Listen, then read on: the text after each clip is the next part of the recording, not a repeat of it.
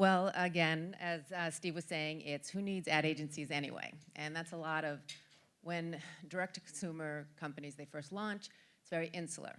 And it tends to be, you do all your media buying in-house, all the creative, all the data. Then you start to grow, and you realize you have to sort of go more cross-market in terms of trying to media, go to different, you might have been relying specifically on social, and now you want to expand. So, what do? It can get complex. That's when you think there's maybe value in agencies. And that's what these guys are going to talk about. So why don't you guys introduce yourself, to talk a little bit about what you do, and then we'll get into it. Hi, I'm Brandon Cook. I'm the Director of Marketing for Great Heights.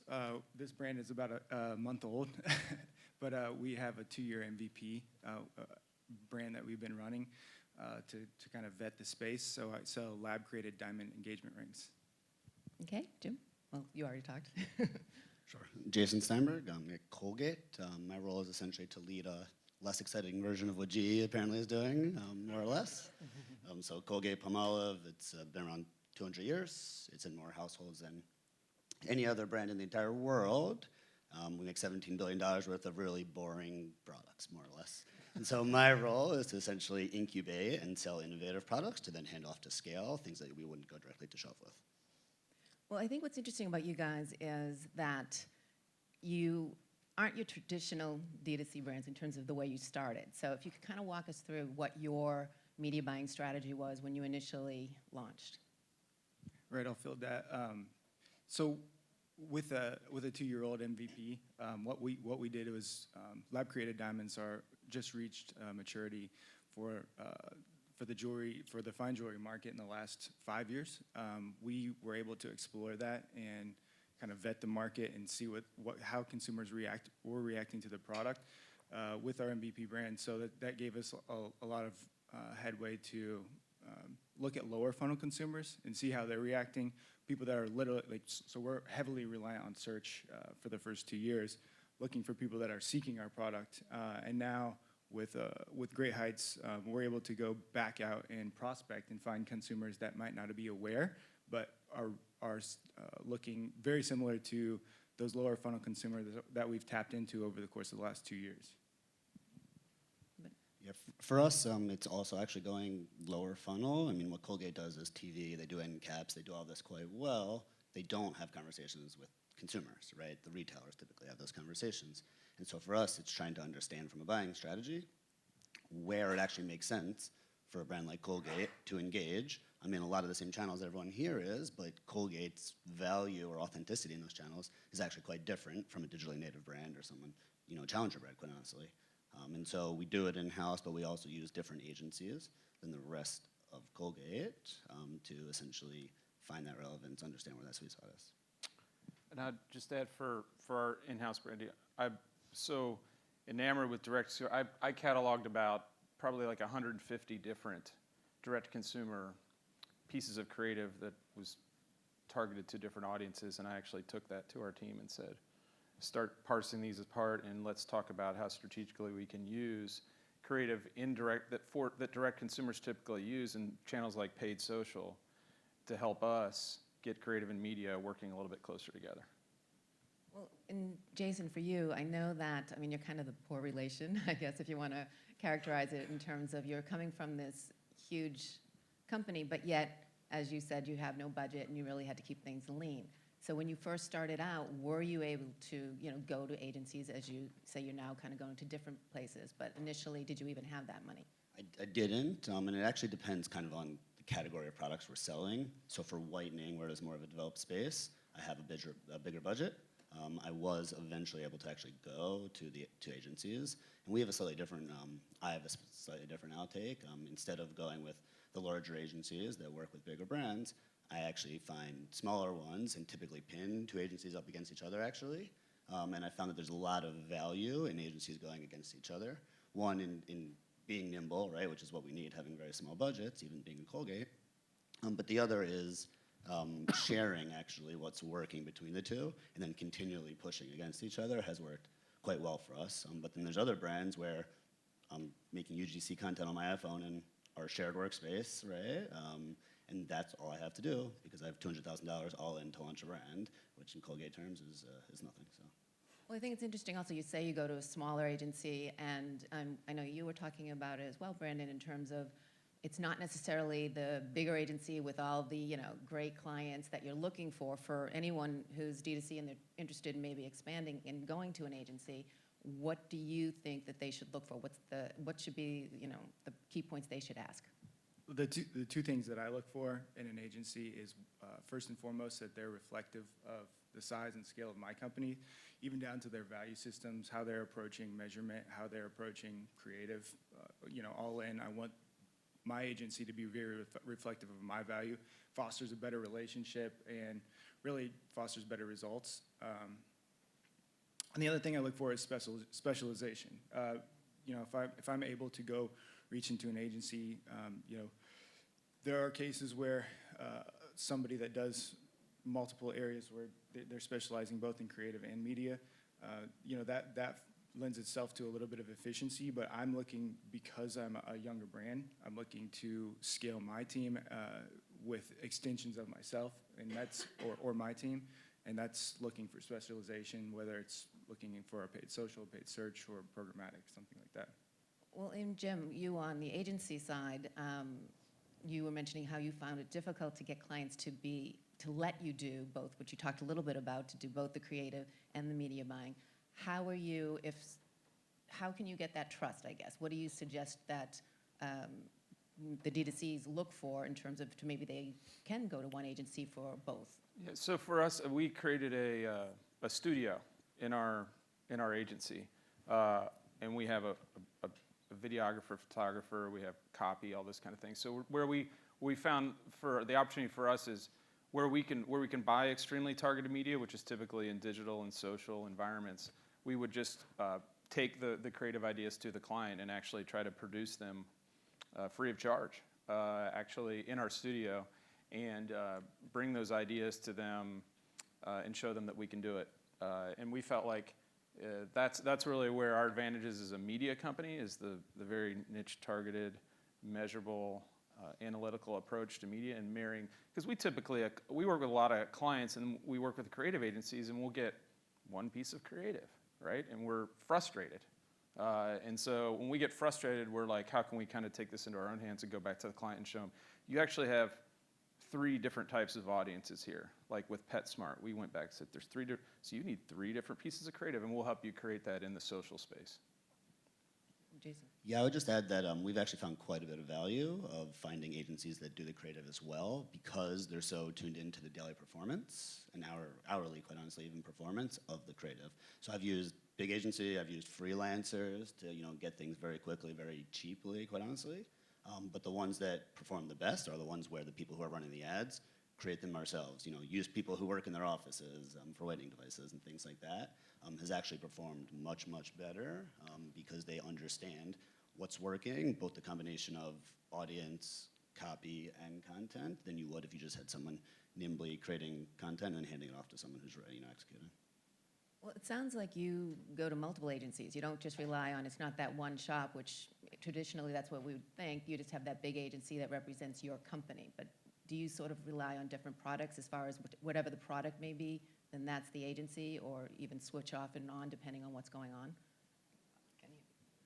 I do. I found that the actual business model that you're trying to run in terms of subscription, things like that, also play a big role.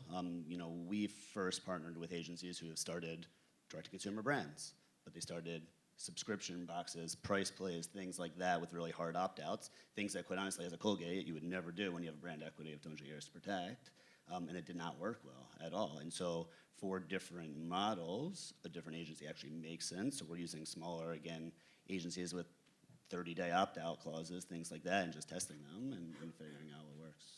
Well, I know, Brandon, you said it's hard for you to sort of let go of the reins completely, and that was part of what you started learning. You initially started more heavy with agency, and now you're trying to find that balance. How are you going about that? Yeah, striking that balance as a young brand is difficult, but really what we rely on agencies for is scale, because scaling an internal team takes a little bit longer time. So we're relying on agencies, again, with specialization to more so execute media, And we still haven't let go of the reins of our brand because it's young and we're really trying to mold it. So in a very niche product such as lab-created diamonds, it takes, diamonds themselves are very nuanced, so it takes a lot of industry knowledge to really figure that out and unpack it, how you're gonna sell it, and how the value proposition differs from other fine jewelry. So when we're very protective of that on the brand side and really rely on the execution of media, so we're able to create an in-house production cycle where we can keep that pace and just use a marketing coordinator positions to kind of play quarterback and deliver assets in a timely manner and keep that production flow, as well as get the feedback and performance optimizations, just so we can keep pace with something similar to like handing off the reins to a full service agency. I would just add that I think an interesting inflection point for a DTC. I totally agree with Brandon. Like you're finding that specialized agency, or even pitting agencies against each other is a really smart approach in the beginning. I think a lot of direct-to-consumer brands, their inflection point is once we've all seen them, they eventually need brick and mortar, right? And when you need brick and mortar and you got to start driving traffic to a physical location, or your budget's grown, you need a more integrated approach, and you need to understand how linear television fits into the model, how podcasting, how all the audio channels. That's when you start to need more of an integrated agency. Because we work with clients and they want to know exactly how everything is working together. They want the attribution, they want the analytics, and that's when it's kind of probably time, a certain budget level, to upgrade to more of an integrated. But in the beginning, yeah, I totally agree, use the specialized approach. Well, also with the acquisition costs rising, and basically it's maybe been more beneficial to go to an agency to sort of deflect some of those costs. Is that true? Do you find that to be the case as well? I definitely do. And so Colgate has an agency of record. I'm the one team that doesn't have to use them, quite honestly. But when there's efficiencies, it makes a ton of sense to go through them and kind of leverage where that goes. For me, scale, I agree. We're trying to figure out right now, because we're 10 months young, we started with the remit of building a business that's sustainable, et cetera. And that's still ideal, but in reality, if something pops up that's going really well, someone's going to say, I want to launch that in mass 3 months in, right? And so you can't build a sustainable business, and well, it's challenging to do so in 3 months, right? And at that instance, then yes, we have to hand it off and leverage the actual fuller, sort of agency efficiencies. I think the other thing that we're faced with is, not only are we protective of brand, but understanding that media mix early on as we're developing channels. We're not going to run straight out to television as a young D2C brand. So we're really protective of like trying to figure out some of what a media mix should look like, and then kind of using agencies for a feedback loop more so. Well, tell me a little bit, and Jason, I know you talked about you're launching something new now, but you do have a product that's sort of gone through where now you're expanding it out, that's kind of your goal in terms of your department. Tell me, can you walk us through a specific example? Sure. So, the beginning is very similar to anyone here. We're trying to figure out target audiences, price points, what works. Is there a scalable universe, right, for something at the Colgate level, right?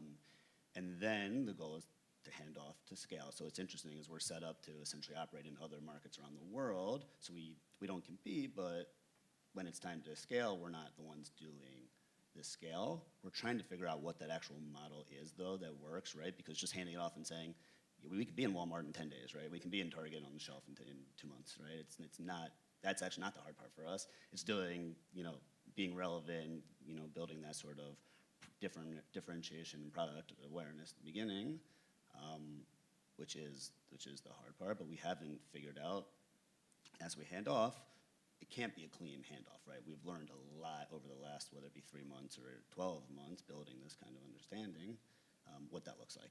And that's what we're still now trying to figure out is, are we running it as we hand off to an Amazon of the world for a bit? Are we driving media but just hoping that the purchase happens in those channels because there's larger eyeballs? We use things like search ranking for products we don't yet sell on Amazon as one indicator for when it's ready to scale, things like that, which is, quite honestly, still in early days. Well, and some might even ask, and I think this is what people have said, you can learn, as you were saying, Jim, really learn from D2Cs, a bigger company. I mean, you are coming from a large company, been around. Why is there even a need to do D2C when, as you said, you can pretty much get into any shelf or any store you want? It's the relationship part. I mean, most of my insights actually come from commentary that goes on my Facebook ads, for example, right? We don't have a way to form a relationship with consumers, and also I sell a lot of products that do take education and awareness building of how they work. Putting a $15 kid's toothbrush next to a $1 toothbrush, and it uses augmented reality and puts kids in apps and does all this cool stuff, is actually really, really hard to sell and educate at shelf. It won't sell. And so whereas there's an amazing product, it's really challenging to even get a buyer, to take it, but also to sell, right? So my goal is to go direct to consumer, to form those relationships, use the insights of, I'm pinning my kid down to get him to brush his teeth and things like that, right? And copy and what have you, so that we can get that awareness out, and then it's much more easy to go to shelf and not have to start from scratch, more or less. Jim, what do you think? What are you wanting to learn? Well, when he was talking, I was just thinking one major advantage direct consumers have is that someone talked about the 0 and first and second moment of truth. Like, P&G's thing was the first moment of truth. Well, direct consumer brands, the minute they go on the shelf, they have all this competition. People are looking at all these other brands next to them, right? I think it's better for them sometimes to just stay away from retail, because then they're into this competitive set where P&G still says like 80% of the purchase decisions are made at shelf, right? I don't know. That was my comment. Well, also, that I know that everyone's talked about throughout this last few days is being more nimble and giving you the opportunity to test the waters, whether it's through social and sort of do it slowly as opposed to putting all this money out and going right to TV. Are you finding that the same as well? Yeah, again, that comes down to, what I really lean on which is specialization. I'm able to test, for instance, looking at Facebook comments, like things like that, especially on a higher end purchase like a diamond engagement ring. It gives me a feedback loop because there's a 2-month buying cycle after they hit my website and a 6-month buying cycle throughout the customer journey. So the education process is long. You can't just dump money into a channel and expect results. So we have to give our agency partners and ourselves a chance to test out a channel, see if it's working, and you really lean into the feedback loop provided by customers. Well, you did talk about how you, again, are trying to find more the balance and not be so agency heavy. How has it changed from, and again, you're new, so I know that there's still a work in progress, but how has it initially, when you first launched in your media buying and what you were focusing on, what have you learned and where it brings you to today and where you're, where you want to continue to learn? Yeah, it evolves over time. We're still testing out channel by channel to see what's working and what doesn't. So I think what we're finding is once we are able to find early success, that we can have an internal team that really is like quarterbacking the show, and agency partners that can help to provide scale. Where we don't need to build out a team of 5 to run search. We can have a quarterback and someone that's extremely competent in analytics to really gauge agency performance. And I think, as I mentioned earlier, it's kind of like a bullshit detector and holding accountability to those agencies. Not to say that we're not like leaning into the partnership, but there's a push-pull there that, just like you're saying, there's a 30-day opt-out, and that accountability is built in on both sides.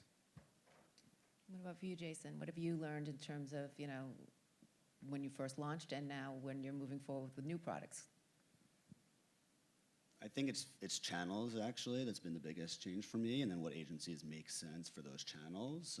Being on Facebook doesn't actually make sense for me in a lot of instances because people, when they're scrolling through their feed, don't want to see the Colgate name. But for the kids' brush I was talking about, it actually makes a ton of sense because there's moms who are just going through these pain points every day and what have you. So that was one of the biggest learnings from me is, from Colgate, emerging is anything that's not TV or in store for the most part, right? And we do digital, but it's coupon redemptions and things like that. And so for me, it's understanding where it actually makes sense at a product level. Obviously, that comes down to what the target audience is and where they live. And that's been one of the biggest learnings for me. But then also what the right KPIs are to educate internally also then determines what my goal is and then which agency I select based on that. I would just say, you know, what we see works over and over again is a media mix, you know, and like our flow charts now, you know, it says video, it says audio, it says engagement media. You know, there's just to get the reach grows, everything seems to work better when you can have an integrated mix. So we try not to focus on the channel first. We try to focus on the consumer and the behavior and the path to purchase and build an integrated plan, because we see that all the time. When you add another media vehicle in, the results tend to really increase.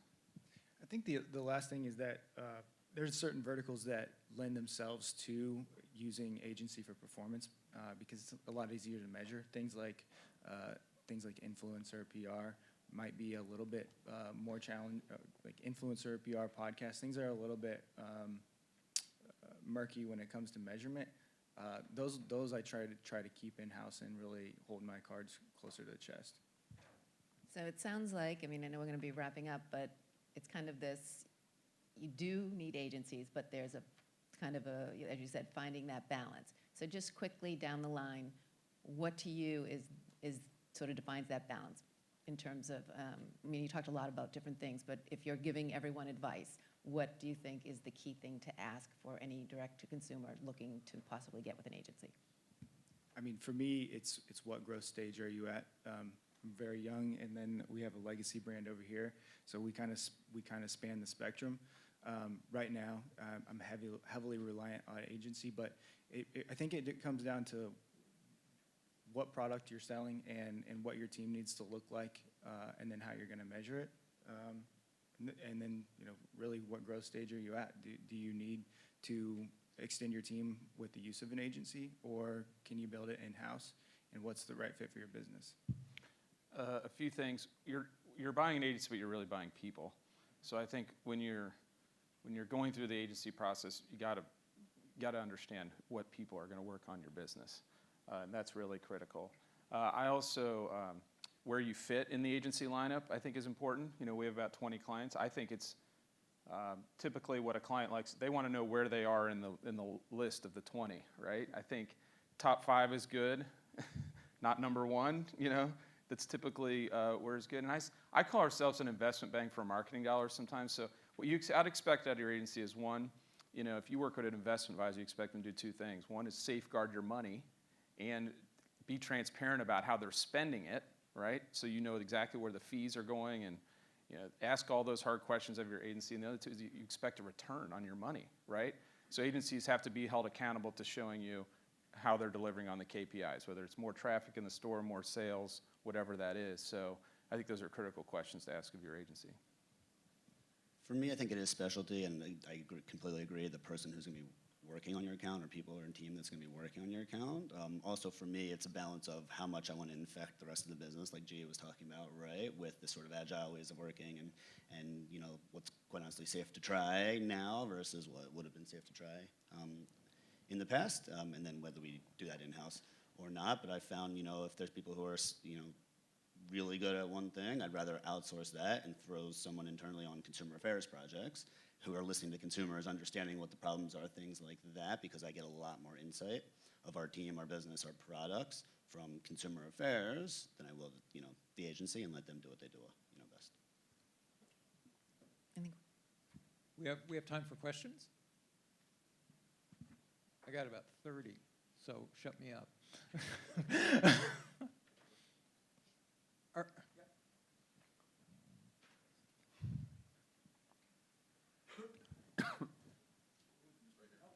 You're staring right into the light. Hey, Steve Moynihan with Jevit. So I guess this is a question primarily for Jim. So I'm speaking from like the vendor perspective. So you were talking about disintermediation in your earlier kind of presentation.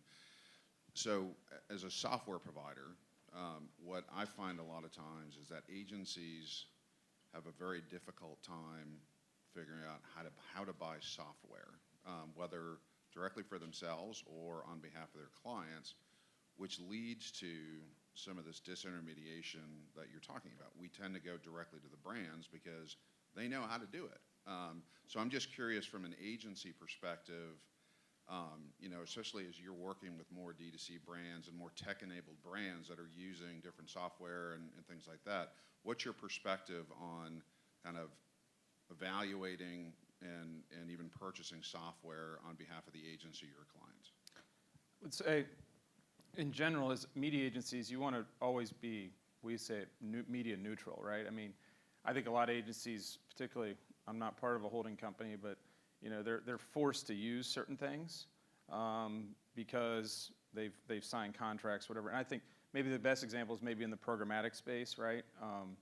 You know, I mean, we have our own trading desk. We call it Clear Trade, but we have plenty of clients that have signed their own contracts with a particular DSP or a DMP, and we just are the operators of that, right? So I think, yeah, of course, agencies get a little annoyed sometimes when vendors go directly to the client. So I think the best way is to just always be open and transparent and be always, you know, give the agency a heads up. I mean, we spend a lot of money on software and tools and things like that, but it's typically we'll present it to the client, but at the end of the day, it's the client's decision on what they want to use. So the controversy over the last several years has been around transparency and the ways in which, especially automated media buying, has sort of just really brought to the fore a problem that has really been there all along for a century between brands and agencies, is that brands sell products and agencies sell media. And there's a natural misalignment. But that became chronic when automated media buying and programmatic media buying really was being brought in-house by the agencies, and transparency became the issue.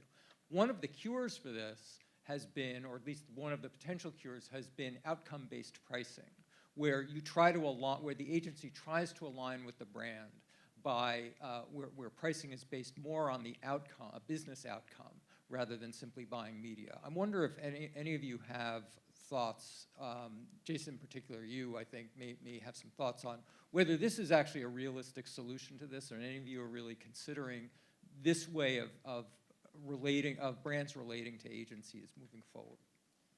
It absolutely is. We're buying things on CPA models more and more, right? And said, sure, I'll give you a go if you're going to hit the CPA, and that's what we're agreeing to. And it's very transparent because you do or you don't, right? And there needs to be transparency on both ends, right? And there needs to be a realistic expectation on both ends, but that could go from your affiliate strategy buying on CPA to just spend the money where you want, but overall, at the end of the month, your dollars have to hit this sort of CPA. That's actually an issue. Does pricing that way actually relieve the transparency problem altogether, where essentially as a brand you're saying, hit my goals, and I don't actually care how you get there?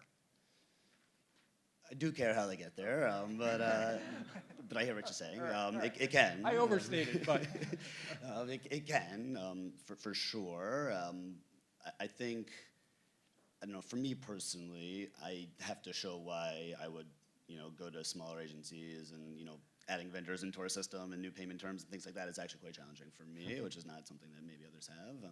And going that route, I need to show why. So I do invite, Redfuse, my WPP agency, to, enter the ring sometimes and see how that goes. But we haven't lost transparency because of it. I think it actually becomes more transparent because they need to prove what they're doing and why it's working and how they're hitting that CPA against the other agencies and what they're doing, right? And so the detail actually comes out more that way. it puts some transparency pressure on you too, doesn't it? A lot. Now actually, you have to report to the agency in a sense too, as well. You have to be more open to with the agency about how. Absolutely. If we're not transparent from the very beginning, then we set everything up for failure, honestly. Brandon, I'm sorry, you were going to say. Yeah, I think that's why it's important to maintain the proper balance of having some in-house talent that's able to look at this and evaluate on a channel level the media performance or agency performance. The other thing is I always try to weave in some type of incentivization with my agency partners so that our goals are completely aligned, and the transparency, it is built in because we have that two-way relationship, but our goals are aligned more importantly. Jim? Yeah, I famously left our own trade organization, the 4As, because of the transparency issues about 5 years ago, and So it's a very hot button for me, because we've always done things completely transparent above board. But I would say I appreciate clients where we can align objectives. It rarely never works where there is an incentive contract. I've seen where we've been willing to put some fee at risk potentially if results are not achieved. But it typically is an integrated partner, unless, media loves to blame creative, creative loves to blame media, right? So unless we're managing the entire process, and we're working with clients, that typically have, 20 million a year or above, right? So it's really hard to, if it's a very specific, like I think if you're using a specialized agency model, just within a certain channel, then it can work, right? But when you're looking at an integrated partner, we'll put some skin in the game with the client, or a little bit here or there to make sure goals are aligned, but it's tough. Lisa, guys, thanks so much for ending us on a thoughtful note.